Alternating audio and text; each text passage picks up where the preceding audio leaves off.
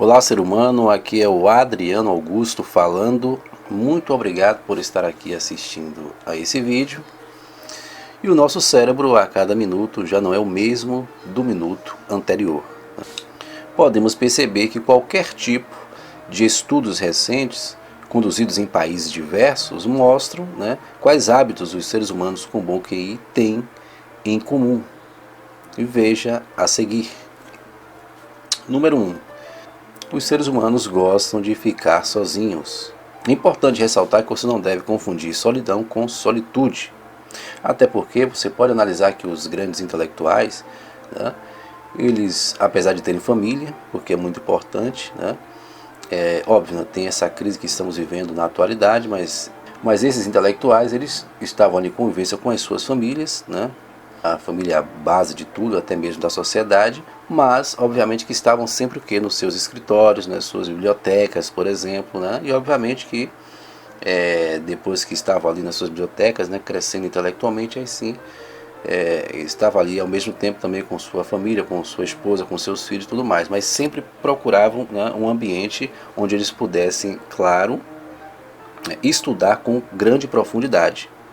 E isso fará com que tenha um grande impacto com a memória, no sentido positivo, o reconhecimento de padrões e até mesmo as habilidades de resolução de problemas. Isso porque quando passamos um tempo conosco mesmos, podemos refletir, pensar, analisar, não só o que acontece, mas também o que pode acontecer conosco no futuro. Quanto mais inteligente o ser humano for, mais focado ele será em seus objetivos de longo prazo.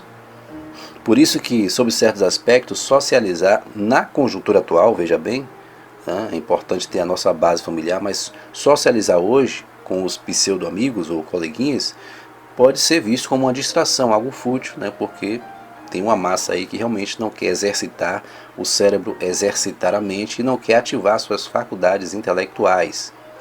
E por consequência, acabam por aderir a conversas fúteis e que não agregam em nada. Número 2, eles fazem votos de silêncio. Quem nunca ouviu aí o próprio Olavo dizer que é importante fazer um voto de silêncio em matéria de opinião. Por quê? Porque nesse exato momento, esses seres humanos que estudam, eles estão ainda em formação. Então não dá para ele poder tecer um comentário em alguma situação bombástica que está acontecendo no momento atual, porque ele não tem uma opinião formada sobre aquilo.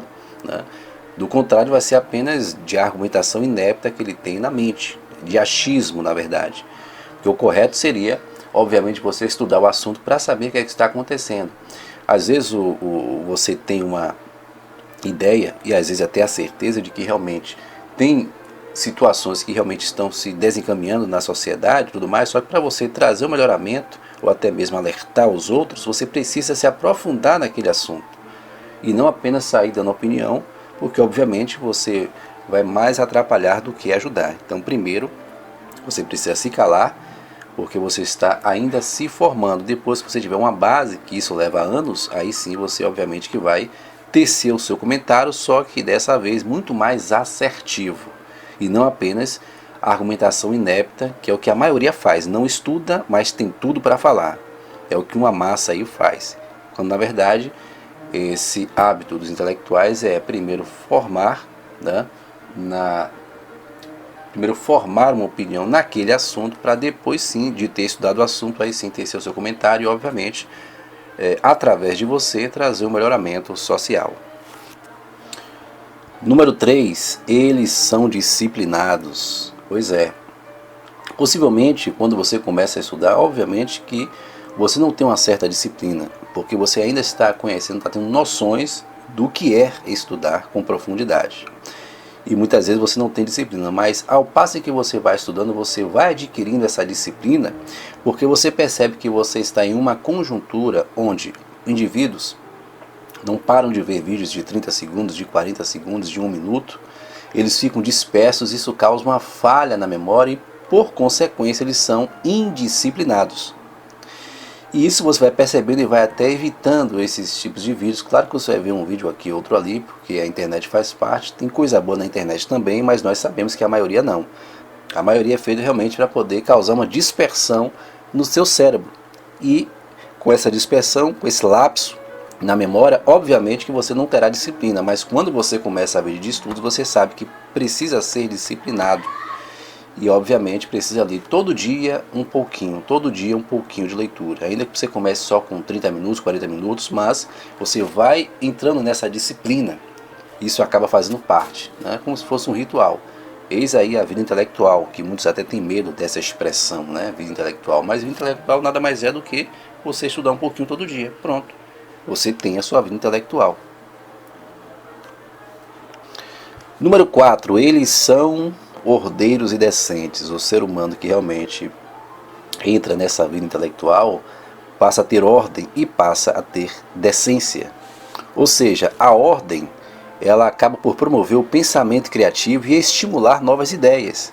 Por isso que ambientes mais arrumados são muito mais interessantes para poder desenvolver atividades criativas, né? Isto é, né? A limpeza e organização libera sua mente para poder se desenvolver de forma muito mais interessante e obviamente para você estimular suas faculdades intelectuais.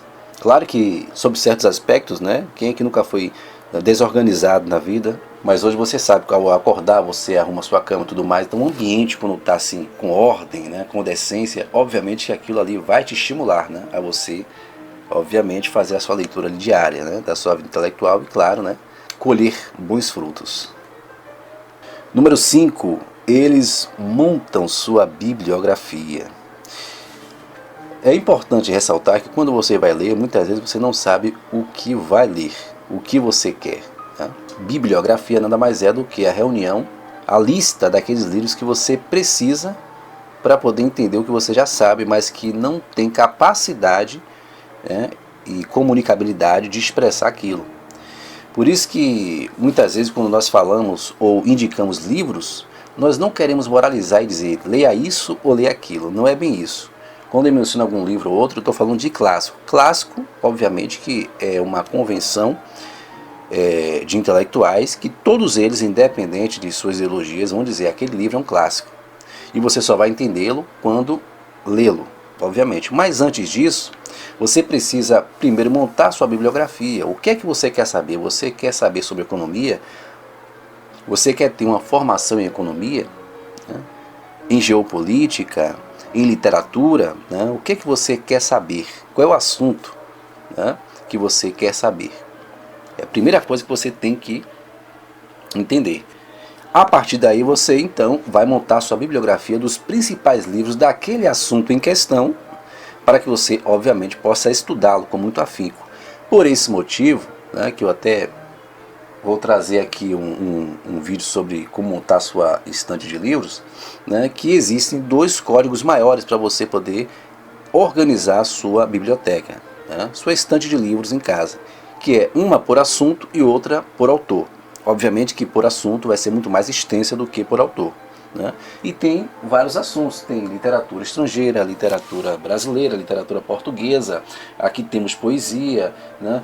Tem outros assuntos, por exemplo, como economia, enfim, história, ou seja, você vai primeiro, né, fazer essa sondagem com você mesmo para saber o que é que você quer saber, porque no começo ninguém sabe, você vai lendo até que a própria leitura vai te dando uma luz para você entender o que é que você quer ler, qual é o assunto que você quer dominar, e aí você vai reunir os principais livros daquele assunto em questão. Você não precisa ler todos os assuntos. Por exemplo, quando você tem uma biblioteca que tem um autor, como por exemplo Machado de Assis, só apenas como um exemplo. Machado de Assis escreveu mais de 40 livros. Mas obviamente você não precisa ler todos os livros de Machado de Assis. Agora você, obviamente, vai precisar ler os principais livros de Machado de Assis. Como é que eu vou saber quais são os principais livros de Machado de Assis? Ora, quando você fazer sua pesquisa, você vai ver que todos eles vão concordar naquele exato número de livros de Machado de Assis que são importantíssimos, os melhores, os best-sellers, né? Magnus opus do autor, né? Que nesse caso, possivelmente, de Machado de Assis, modéstia à parte, você vai encontrar pelo menos aí uns 10, né? Entre 10 e 11. Mas ele escreveu mais de 40, mas não precisa ler todos os livros dele. De qualquer autor, você só vai precisar ler, obviamente, os principais livros daquele autor, e não todos os livros.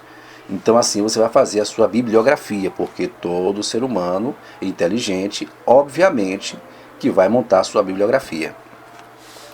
E por fim, número 6, os seres humanos inteligentes, eles obviamente possuem crenças convictas.